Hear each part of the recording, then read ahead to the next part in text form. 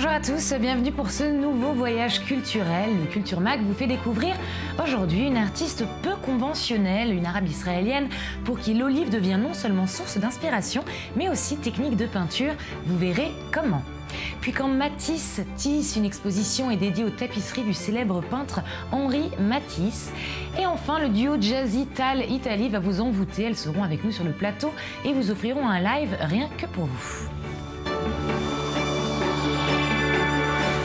Et on commence avec ceci, c'est certainement l'une des plus grandes stars hollywoodiennes à l'heure actuelle. Il était donc temps pour l'acteur américain Matthew McConaughey de finalement laisser sa trace, littéralement. Lundi dernier, l'acteur d'Interstellar a enfin reçu son étoile sur le mythique Hollywood Boulevard. Il était accompagné de sa sublime femme Camilla Alves, avec qui il a posé devant les photographes, accompagné de leurs 3 enfants.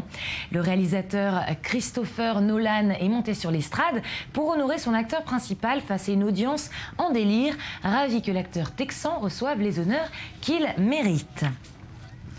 Et direction la Galilée maintenant, où nous partons à la rencontre d'une artiste peu conventionnelle. Arij Naween est israélienne arabe et elle a développé une technique de peinture plutôt originale.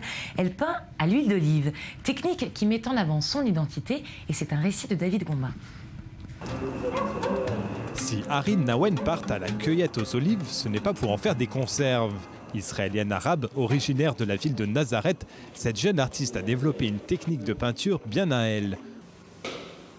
En écrasant les olives sur du tissu, de l'huile verdâtre en ressort, une pigmentation en forme d'irruption.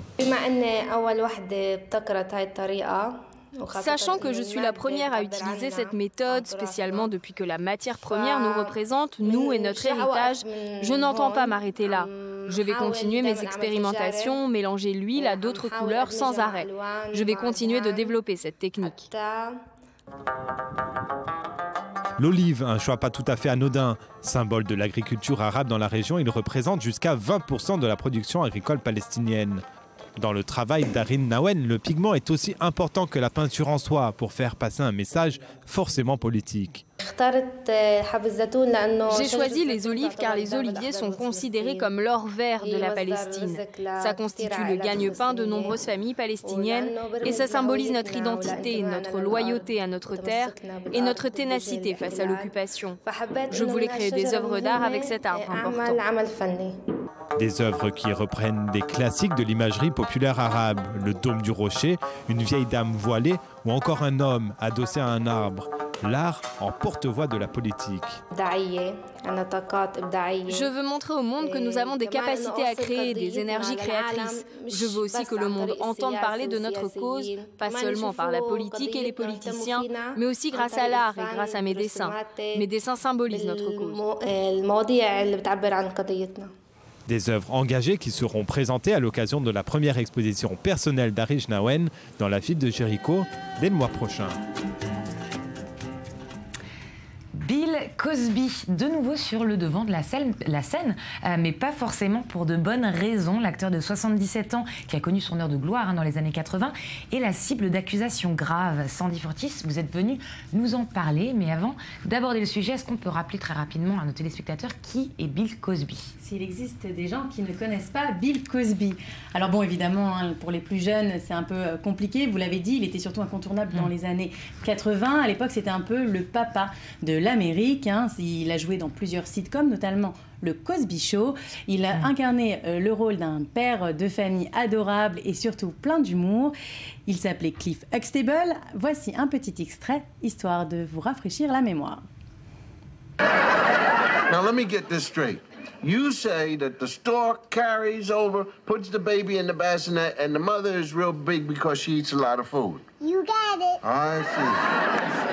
Well, then why is it that the mother has to go to the hospital? The stork brings the baby to the hospital, drops it in the bassinet. The mommy goes to the hospital and gets it. If the stork does all that, why doesn't the stork just bring it to the mommy's house?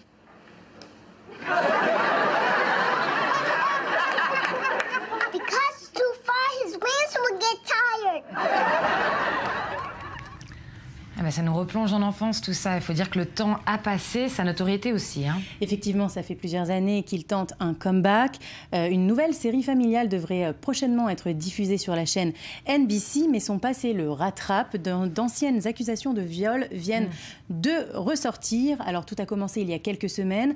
Lors d'un de ses sketchs, l'humoriste Hannibal Buress a clairement accusé l'acteur de violeur.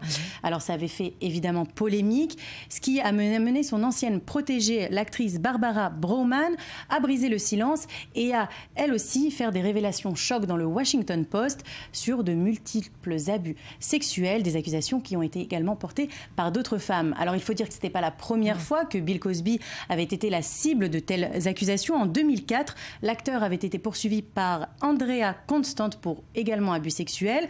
12 autres femmes avaient alors été appelées à témoigner. Le procès s'était finalement réglé en dehors du tribunal avec un arrangement financier dont la somme a évidemment été cachée. Donc c'est des accusations qui datent de plusieurs décennies. Alors pourquoi ça fait du bruit en ce moment? Alors ça a fait du bruit notamment à cause de cet humoriste, mais surtout parce qu'il a joué d'un mauvais coup de communication. Bill Cosby, ou celui qui gère son compte Twitter plutôt, a lancé lundi un Meme Me. Alors le Meme Me, c'est un jeu proposé souvent sur Twitter où les internautes sont invités à ajouter un dialogue sur des photos. Et alors au lieu des nombreux jeux de mots rigolos et imaginables sur le personnage, tous ces mimes tournés autour de ces accusations de viol. Un coup dur pour Bill Cosby. Alors ce dernier refuse de s'exprimer. Son avocat a sorti un communiqué annonçant qu'il ne voulait justement pas s'exprimer. Il était aussi resté muet lors d'une émission de radio quand le sujet avait été abordé. Ses participations à 2 gros talk shows américains, le Queen Latifah Show et celui de David Letterman, ont également été reportés. Alors, c'est des annulations qui n'ont pas été expliquées, mais boycott ou désir de Bill Cosby d'éviter toute occasion d'être interviewé sur le sujet, mystère. Le mystère est gardé sur ce pauvre Bill Cosby ou pas. Merci beaucoup Sandy Fortis pour ces éclairs, cet éclair sur cette histoire. Voilà, on passe à la sortie cinéma maintenant avec le nouveau long métrage du maître du 7e art polonais Andrzej Wajda, L'homme du peuple. C'est un film sur la vie de Lech Walesa, le leader polonais du mouvement démocratique Solidarność. Un homme qu'Andrzej Wajda a bien connu puisqu'il faisait partie du syndicat ayant contribué à la chute du régime communiste en 1988. Un film qui pourrait bien être le dernier pour le cinéaste polonais, âgé de 88 ans. Pour rappel, il avait incarné le renouveau de son pays dans les années 50 avec des films comme Cendre et Diamant, L'homme de marbre ou encore L'homme de fer. Pour Andrzej Wajda, consacrer ce film à Lech Walesa, c'est donc en quelque sorte boucler la boucle. Et à suivre, le duo Tal-Italie, tout en charme et en chanson. Elles vous offriront un live sur le plateau. Ce sera tout de suite après les highlights.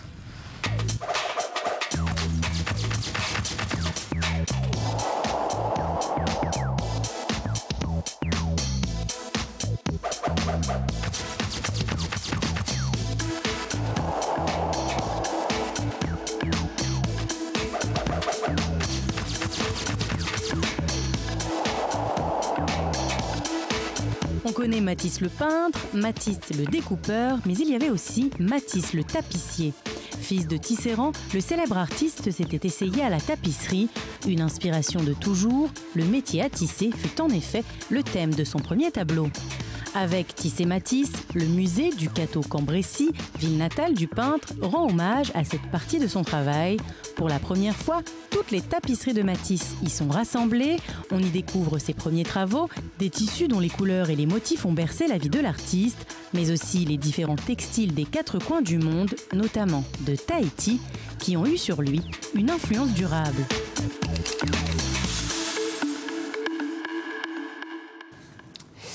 Tal-Italie, c'est un duo de musiciennes israéliennes plutôt non conventionnelles. Elles mélangent le jazz et la musique traditionnelle israélienne. Leur premier album éponyme vient de sortir, produit par le producteur espagnol aux multiples Grammy Awards, Javier Limón.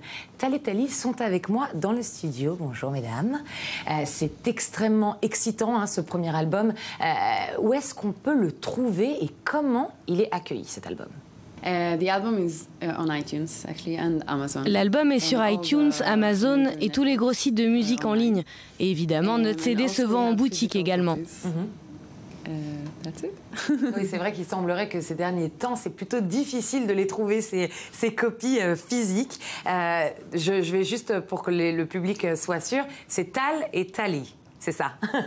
D'accord, Tal et Tali, donc vous m'expliquez que c'est votre producteur donc espagnol Javier Limón qui vous a nommé ainsi, Tal y Tali, comme en espagnol, en hébreu, ça serait Tal Vetali.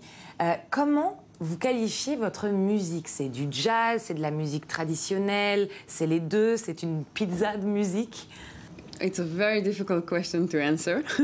C'est très difficile de répondre à cette question. Je pense qu'on peut dire que c'est à la fois de la musique classique, jazz, israélienne et du monde. Et où est-ce que vous vous êtes rencontrées toutes les deux? We met originally in Rimon School in Israel, Ramat HaSharon.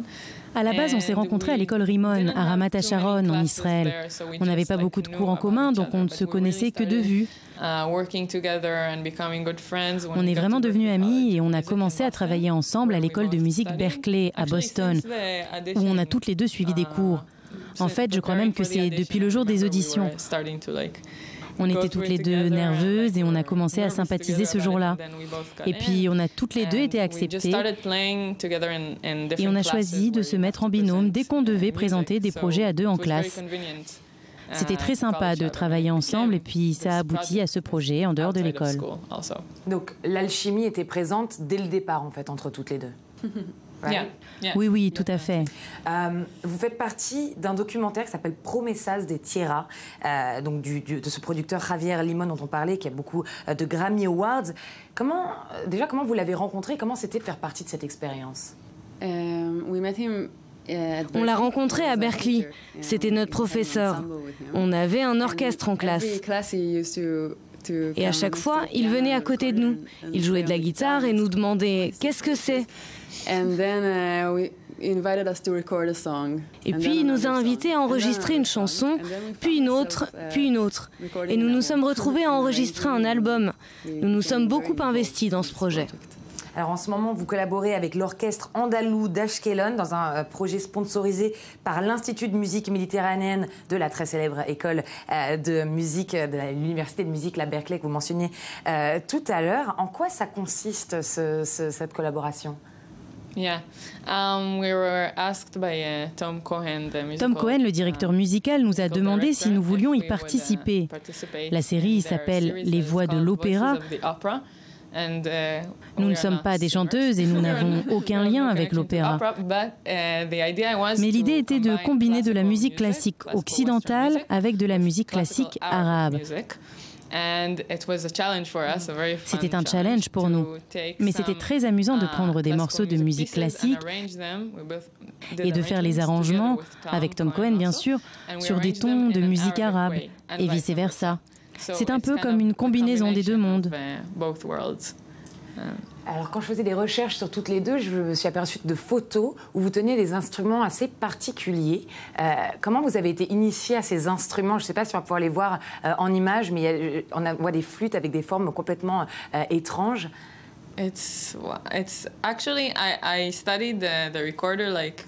En fait, j'ai commencé à jouer de la flûte à bec.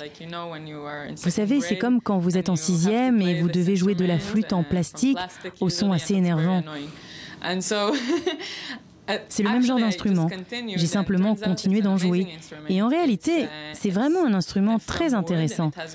Il est en bois et il en existe de toutes les tailles. Il y en a de très très gros et aussi des tout petits comme ça. Et puis j'ai tout simplement continué d'en jouer. Je jouais de la musique baroque du XVIIe siècle, à l'époque où cet instrument existait. Et puis j'ai voulu voir si je pouvais jouer un autre genre de musique avec, comme du jazz, de la pop, même du rock. Et j'ai fait ça à Rimon et à Berklee. Et puis voilà. Et c'est exactement l'esprit de votre musique. Donc on le rappelle, votre album qui est juste ici, Tal Italie. Et puis on va se quitter justement sur cette musique dont vous parlez, puisque vous avez enregistré un morceau dans nos studios il y a quelques heures maintenant. Voilà, on va se quitter sur cette musique. Bon retour sur la planète Terre. C'est la fin de votre Culture Mag.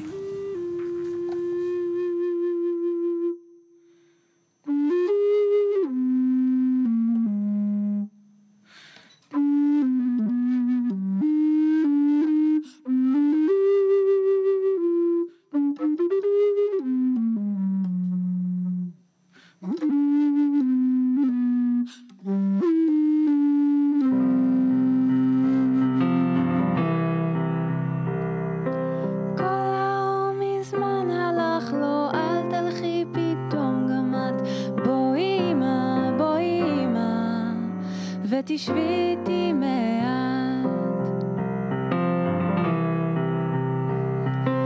בעצים מכה רוח וידייך כה חמות, אל תלכי ספרי לי אמא איך באים החלומות.